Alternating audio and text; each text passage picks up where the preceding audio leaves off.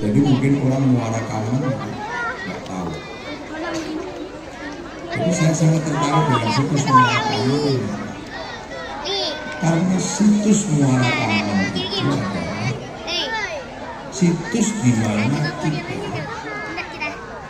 ini punya sejarah kekuasaan, sejarah negara pertama di Nusantara. Jadi negara-negara di Nusantara mau disebut Majapahit, mau disebut Singasari, mau disebut yang lain Mataram, itu berawal dari Muara Kaman. Dan ini jarang diketahui oleh orang-orang sekarang. Itulah salah satu kenapa ibu kota negara itu kembali ke Kalimantan Timur. Kenapa IKN ibu kota negara? Yang kita ini belum pernah punya ibu kota negara. Indonesia itu belum pernah bangun ibu kota negara karena Jakarta itu tinggalannya Belanda. Pertama kali kita membangun ibu kota itu ya IKN yang membangun. Salah satu sebabnya kenapa kembali IKN itu Kalimantan Timur, karena kita punya sejarah kekuasaan, sejarah negara di Nusantara. Pertama kali itu ada di Kalimantan Timur, tepatnya kerajaan Kutai ada di Muara Kaman. Jadi sampean ini adalah orang ibu kota pertama sebelum ada negara-negara besar di Nusantara. Nenek moyang orang Muara Kaman ini adalah nenek moyang negara pertama di Nusantara. Berdiri sekitar tahun 300.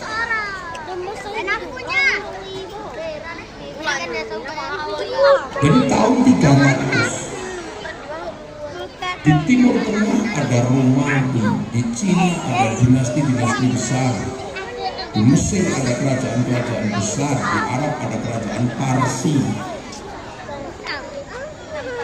Di sini juga ada kerajaan besar. Rajanya yang paling terkenal adalah Mula Warman.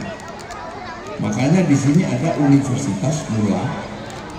Mula Warman adalah raja besar pertama di Nusantara sebagai Raja Kutai, dan itu adanya di Muara Kaman. Makanya di situ ada batu yang besar yang tertidur. Itu sebenarnya batu itu mestinya berdiri, karena itu Yoni. Yoni itu pasti menancap di linggang. Nah, cuma linggangnya nggak tahu kemana. Jangan-jangan sudah digiling sama orang sini. Jadi ini harus dijelaskan karena apa? Jangan sampai kau yang mulai, kau yang mengaku. Karena dari Mula Warman Raja Kutai yang besar ini punya keturunan namanya Dewa Warman. Dan Dewa Warman itu pindah ke Jawa, bikin kerajaan di ujung kulon namanya kerajaan Salokanegara. Dari Salokanegara ini sekitar tahun 350-an sampai 400 punya keturunan namanya Purna Warman, bikin kerajaan besar di Jawa Barat namanya Tarumanegara. Sekitar tahun 400 Masehi.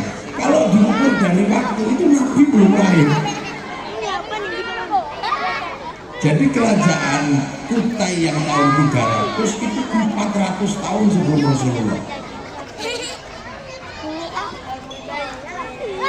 Sampai Tarumanegara kemudian tahun 400 itu kita sudah punya kerajaan besar di mana Rasul juga belum lahir. Arab masih disebut Jahiliyah. Nah, Mula Warman punya keturunan namanya Singasana, yang akhirnya membangun kerajaan besar namanya Kerajaan Galuh di pesisir selatan Pulau Jawa sana. Nah, dari situ punya keturunan namanya Sanjaya bikin kerajaan Mataram kuno yang akhirnya membangun Borobudur, bangun Prambanan, candi-candi besar dibangun di sana. Itu turunannya orang Muara.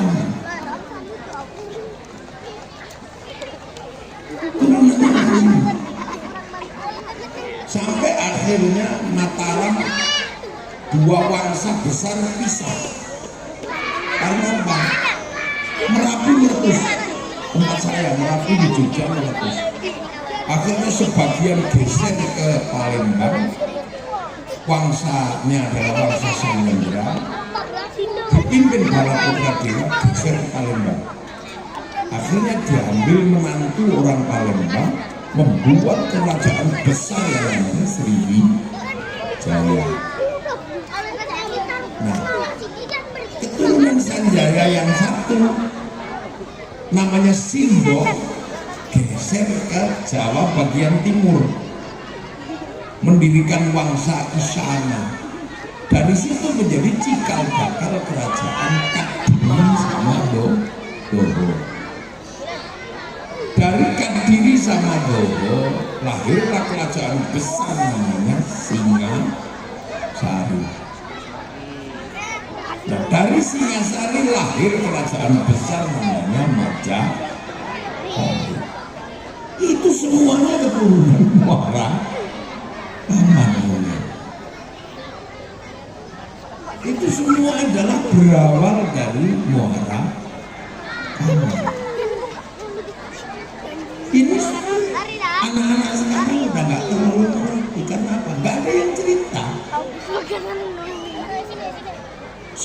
Seolah-olah kita ini orang baru, peradaban baru, sehingga kita tidak punya kebanggaan terhadap masa lalu kita. Sementara kita ini menganut Islam. Kita ini menganut Islam yang insya Allah taatnya luar biasa lah orang Indonesia. Orang menganut ini ketaatan yang luar biasa. Sementara kita di dalam Islam itu selalu diajarkan jangan lupa menyebut masa lalu, bahwa yang membangun kota Mekah pertama kali adalah Nabi Ibrahim. Itu Rasulullah tidak pernah melupakan sekalipun dalam satu hari terhadap Nabi Ibrahim. Selalu disebut kama shallaita ala sayyidina Ibrahim. Kama shallaita ala sayyidina Ibrahim kama barakta ala sayyidina Ibrahim fil alamin innaka hamidun majid. Seluruh keturunannya di muka bumi. Kenapa? Karena jasa Nabi Ibrahim melahirkan generasi-generasi hebat yang bermula dari Makkah. Di mana Nabi Ibrahim masuk Makkah, keadaan masih belum ada penghuninya. Terus Nabi Ibrahim berdoa, Rabbana inni askantu min dzurriyyati biwadin ghairi dzi zar'in 'inda baitikal muharram. Rabbana liyuqimus sholata faj'al afidatan minan nasi tahwi ilaihim warzuqhum minats thamarati la'allahum yashkurun. Aku titipkan anak keturunanku ya Allah di tempat gersang yang gak ada apa-apa ini. Maksudnya Mekah. Semoga kuat hatinya melakukan sholat, mendirikan sholat, mendapatkan kecintaan dari orang-orang, dan kemudian mendapatkan rezeki buah-buah. Maka tempat berdoanya Nabi Ibrahim itu agar tidak dilupakan oleh anak cucu belakangan, itu oleh Allah diabadikan dalam bentuk apa? Tapak kaki di kita berdoa, yang kemudian kita kenal dengan namanya Maqam Ibrahim. Jadi Islam itu jangan dikira terus anti dengan situs dan tanda-tanda masa lalu. Bekas Nabi Ibrahim berdoa sama Allah itu dibikinkan kakinya nancep ke tanah, dan batu tempat Nabi Ibrahim berdoa diabadikan sampai hari ini namanya Maqam Ibrahim. Cita kaki patilasan Nabi Ibrahim. Dan ketika berjuang Nabi Ibrahim ditemani oleh putranya namanya Ismail. Tempat Nabi Ismail itu sampai sekarang diabadikan namanya Ijir Ismail. Yang kalau kita umroh atau haji, harus ke situ karena mustajab. Temenin Siti Hajar nyari air ke sana ke sini. Anak cucu nggak boleh lupa sampai akhir zaman. Tempat itu diabadikan dalam sofa Marwah. Dan kita harus ke sana sa'i untuk menapaki bahwa ada sejarah Siti Hajar. Kepasrahan Nabi Ismail dilambangkan dengan melempar setan di jamur kula misbah atau apa. Kita sampai di situ. Dan harus ingat bahwa yang pertama kali menempati Makkah itu Nabi Adam.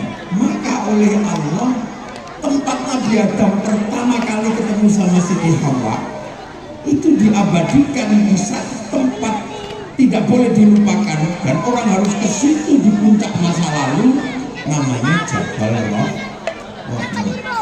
Dan ketika ke Jabal Rahmah, orang tidak boleh menggunakan baju yang berjahit. Kenapa?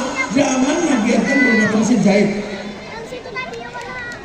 Nggak boleh pakai topi karena zaman Nabi Adam belum ada topi. Manusia mulai pakai baju itu zaman Nabi Idris. Mulai mengenal menjahit pakaian itu zaman Nabi Idris. Sejarah masa lalu Islam itu tidak cuma disebut menggunakan Rasulullah Sayyidina Ibrahim, tapi sampai diwajibkan kita tidak boleh melupakan napatilas namanya haji atau umroh. Ini pelajaran agama kita yang kita berlomba-lomba ke sana sampai antri 50 tahun. Gitu. Makanya kan Nabi Ibrahim ini adalah orang besar di masa itu, menemukan kembali jejak-jejak masa lalu. Maka Nabi Ibrahim ini sangat terkenal, dan kita kadang sudah nggak kenal siapa Ibrahim.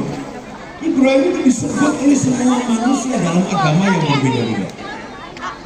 Ketika orang Yahudi Nasrani menyebut Ibrahim dengan sebutan Abraham, punya istri namanya Sarah. Ketika orang Islam menyebut Ibrahim, punya istri namanya Sarah atau juga Sarah. Tapi ada satu agama yang menyebut Ibrahim dengan sebutan Brahma. Istrinya siapa Brahma itu? Saraswati. Sarah juga istrinya. Makanya kadang peribadatan Islam dan peribadatan Hindu ketika napaktilas masa lalu ada kemiripan. Makanya dulu waktu Islam pertama kali masuk ke Nusantara, orang Hindu yang masuk Islam tidak boleh pergi haji, khawatir keliru. Karena apa? Di sini tercandi, pakai kain selempang warnanya kuning, di sana ketemu batu juga Ka'bah warnanya putih. Di sini pakai air suci dari tempatnya masing-masing, di sana ketemu air suci namanya air